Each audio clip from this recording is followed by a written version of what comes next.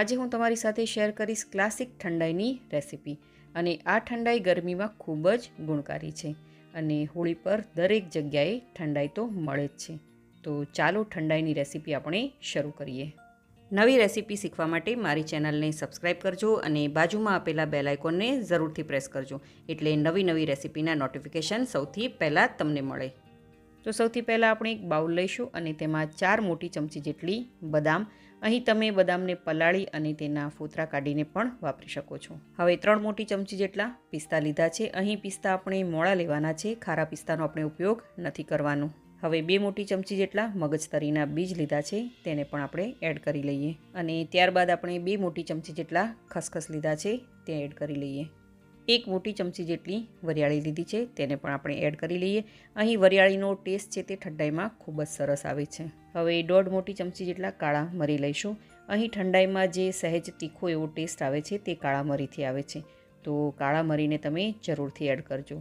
અહીં મેં 7થી 8 ઇલાયચી લીધી છે, તેના ફોતરા કાઢી નાખ્યા છે. અહીં તમે આખી ઇલાયચીનો પણ ઉપયોગ કરી શકો છો. હવે મેં અહીં સૂકવેલી ગુલાબની પાંખડીઓ લીધી છે, તેને પણ આપણે એડ કરી લઈએ અને આ બધી જ વસ્તુને સારી રીતે મિક્સ કરી લઈએ. અહીં તમે ગુલાબની પાંખડીઓની જગ્યાએ તમે ગુલકંદ પણ વાપરી શકો છો, પરંતુ તમારે એ વાતનું ખાસ ધ્યાન રાખવાનું કે જ્યારે આપણે આ બધી જ વસ્તુને ગ્રાઇન્ડ કરીએ ત્યારે જ ગુલકંદને એડ કરવાનો છે. હવે આ બધી જ વસ્તુને આપણે પલાળી દઈએ. જરૂર પ્રમાણે આપણે પાણી એડ કરીશું અને આ બધી જ વસ્તુને આપણે પલાળવાની છે. અહીં મેં 1 ગ્લાસ જેટલું પાણી એડ કર્યું છે. તો અહીં જુઓ, બધી જ વસ્તુ સારી રીતે મિક્સ થઈ ગઈ છે. હવે ઢાંકણ ઢાંકીને તેને 7થી 8 કલાક સુધી પલળવા માટે રાખી દઈએ, અથવા તો તમે આખી રાત પણ તેને પલાળી શકો છો. તો 8 કલાક જેટલો સમય થઈ ગયો છે અને તમે જોઈ શકો છો કે બધી જ વસ્તુ સરસ એવી પલળી ગઈ છે અને તેનો કલર પણ ખૂબ જ સરસ એવો લાગે છે અને તેમાંથી સુગંધ પણ ખૂબ જ સરસ એવી આવે છે. હવે એક મિક્સર જાર લઈશું અને આ બધી જ પલાળેલી વસ્તુને આપણે તેમાં એડ કરી દઈએ અને તેને આપણે પાણી સાથે જ એડ કરવાની છે. આ પાણીને આપણે ફેંકી નથી દેવાનું, તો એ વાતનું તમારે ખાસ ધ્યાન રાખવાનું. આ બધું જ પાણી આપણે ગ્રાઇન્ડ કરવામાં ઉપયોગ કરી લેવાનું છે. અને હા, જો ગ્રાઇન્ડ કરતી વખતે તમારે પાણીની કદાચ જરૂર પડે તો તમે થોડું પાણી ઉમેરી લેજો અને એક ઘાટી પેસ્ટ જેવું આને તૈયાર કરવાનું છે. અહીં આપણે એકદમ પાતળી પેસ્ટ આની નથી બનાવવાની. તો અહીં જુઓ, આ ઠંડાઈની પેસ્ટ બનીને રેડી છે. તમે આ પેસ્ટને ઇન્સ્ટન્ટ ઠંડાઈ બનાવવામાં પણ ઉપયોગ કરી શકો છો. હવે મેં અહીં એક મીડિયમ ગેસની ફ્લેમ પર એક પેન રાખ્યું છે, તેમાં 2 કપ જેટલી આપણે ખાંડ એડ કરીશું અને 2 કપ ખાંડની સામે આપણે 2 કપ જેટલું પાણી એડ કરીશું. છે ને એકદમ સહેલું માપ. જે કપના માપથી આપણે ખાંડ લીધી છે તે જ કપના માપથી આપણે પાણી લેવાનું છે. ત્યારબાદ હવે ગેસની ફ્લેમ આપણે હાઈ પર કરી દઈશું અને ખાંડ ઓગળી ન જાય ત્યાં સુધી આપણે તેને સતત હલાવતા રહીશું. તો તમે જોઈ શકો છો કે ખાંડ સરસ એવી ઓગળી ગઈ છે. હવે આપણે તેમાં થોડું કેસર એડ કરીશું અને કેસરને પણ પાણીમાં સરસ એવું આપણે મિક્સ કરી લઈએ. અને આ કેસર નાખવાથી ખાંડવાળા પાણીનો કલર પણ બદલાઈ ગયો છે અને સુગંધ પણ સરસ આવવા લાગી છે.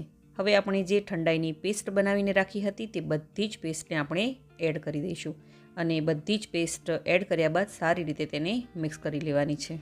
હવે તેમાં 1 નાની ચમચી જેટલો સૂંઠનો પાવડર એડ કરીશું અને તેને પણ આપણે સારી રીતે મિક્સ કરી લઈએ. અહીં તમે જાયફળના પાવડરનો પણ ઉપયોગ કરી શકો છો. હવે ગેસની મીડિયમ ફ્લેમ પર આપણે 20થી 25 મિનિટ સુધી આને સારી રીતે કૂક કરવાની છે અને આપણે તેને કન્ટિન્યુ આવી રીતે હલાવતા જવાનું છે, તેથી તે તળિયે ચોંટે નહીં. તો તમે જોઈ શકો છો કે ધીમે ધીમે આ મિશ્રણ છે તે થોડું ઘાટું થવા લાગ્યું છે અને તેનો કલર પણ બદલાઈ ગયો છે. હવે આપણે ચેક કરી લઈએ કે આ ઠંડાઈ બનીને તૈયાર થઈ ગઈ છે કે નહીં. તો તેના માટે ચમચીને આવી રીતે મિશ્રણથી કોટ કરી લેવાની છે અને આંગળીની મદદથી આવી રીતનું એક માર્ક બનાવી લેવાનું છે. જો ક્લિયરલી માર્ક બને તો તમારી ઠંડાઈ છે તે પરફેક્ટ બની છે. ત્યારબાદ આપણે આ મિશ્રણને થોડું ઠંડુ થવા દઈએ. તો તમે જોઈ શકો છો કે ઠંડાઈનું આ મિશ્રણ છે તે એકદમ ઠંડુ થઈ ગયું છે. હવે આપણે તેને એક કાચની એરટાઇટ બોટલ અથવા તો કાચની બરણીમાં તેને સ્ટોર કરી લઈએ. આ ઠંડાઈ છે તે ઓછામાં ઓછી 1 મહિના સુધી સારી રહે છે અને આ ઠંડાઈને આપણે ફ્રીઝમાં જ રાખવાની છે. આમ તો આ ઠંડાઈ 2 મહિના સુધી પણ સારી રહે છે, પરંતુ તેના જે ફ્લેવર છે તે ઓછા થઈ જાય છે. તો ચાલો આપણે હવે ઠંડાઈ બનાવી લઈએ. તો તેના માટે એક મિક્સર જાર લઈશું અને તેમાં 1 ગ્લાસ જેટલું આપણે દૂધ એડ કરીશું. અહીં દૂધ આપણે ઠંડુ લેવાનું છે. હવે તેની સાથે આપણે 1 ચમચી જેટલી ખાંડ એડ કરીશું અને 2 મોટી ચમચી જેટલી ઠંડાઈની પેસ્ટ એડ કરીશું. અહીં તમને તમારે ગળપણ કેટલું જોવે છે એ પ્રમાણે તમે ખાંડ એડ કરી શકો છો અને જારનું ઢાંકણ બંધ કરીને આપણે તેને ચર્ન કરી લઈએ. અહીં તમે ખાંડની જગ્યાએ મધનો પણ ઉપયોગ કરી શકો છો. હવે ગ્લાસમાં થોડા બરફના ટુકડા એડ કરીશું અને ત્યારબાદ આપણે ઠંડાઈને એડ કરીશું. જો તમને વધારે ઠંડુ જોઈએ તો તેમાં તમે બરફના ટુકડા વધારે એડ કરી શકો છો. તો અહીં આપણે ક્લાસિક એટલે કે બેઝિક ઠંડાઈ બનાવી છે. આ ઠંડાઈથી તમે અલગ અલગ ફ્લેવરની ઠંડાઈ પણ બનાવી શકો છો, જેમ કે મેંગો, પાન, ચોકલેટ અથવા તો સ્ટ્રોબેરી. ઘણી બધી વેરાયટીની તમે આમાંથી ઠંડાઈ બનાવી શકો છો. તો આ ભયંકર ગરમીમાં તમે આ ઠંડાઈને જરૂરથી બનાવજો, બધાને ખૂબ જ ભાવશે. તમે આ રેસીપી કઈ સિટી, કયું સ્ટેટ અને કઈ કન્ટ્રીમાંથી જોઈ રહ્યા છો મને કમેન્ટ કરીને જરૂરથી જણાવજો. જો તમને મારી આજની આ રેસીપી ગમી હોય તો વિડીયોને લાઇક કરજો અને વધારેમાં વધારે શેર કરજો અને મારી ચેનલને જરૂરથી સબસ્ક્રાઈબ કરજો. તો ફરી મળીએ એક નવી રેસીપી સાથે.